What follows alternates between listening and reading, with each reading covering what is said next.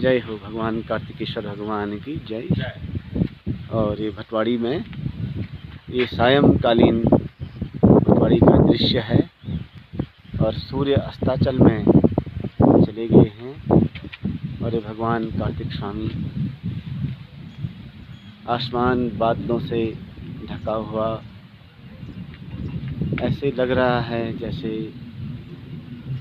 दिवसावसान का समय मेघमय आसमान से उतर रही वह संध्या सुंदरी परी धीरे धीरे धीरे। और ये धीरे धीरे जो लोग गायों को लेकर के जंगल में गए थे अब वापस आ रहे हैं। और उपाध्याय जी की कविता याद आ रही है कि जब हुए समवेत शनै शनै सकल गोप सधैनु सुमंडली तब चले ब्रजभूषण को लिए अति अलंकृत गोकुल ग्राम को। विशद गोकुल के प्रति गेह में वह चला वर्षोत विनोद का। तो सायंकालीन कभी गांव में गायों को लेकर के जंगलों में चराने जाते थे और इस समय सारी गायें वापस अपने घर के लिए आते थे और जो ग्वाल वाले थे वो उन गायों को लेकर के आते थे। घर में माताजी पिताजी दादा दादी और गांव के सभी लोग इंतज़ार करते थे। फिर बासी भात होता था उसको सब लोग खाते थे सारे बच्चे बैठ कर के।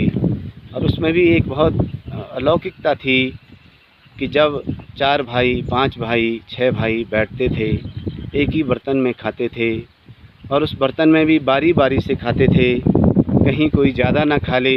इसलिए जो बड़ा परिवार का भाई होता था बहन होती थी वो देखता था कि किसी ने दोबारा हाथों ने लगाया तो बारी बारी से खाते थे। एक अनुशासन बचपन से जो बनता था वो उस एक थाली में खाने से बनता था।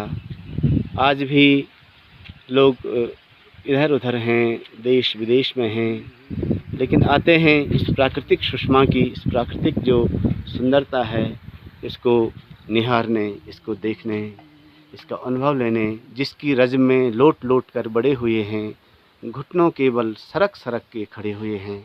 उस रज को उस माटी को अपने माथे से लगाने के लिए लोग प्रतिवर्ष जून माह में कम से कम गाँवों को आते हैं।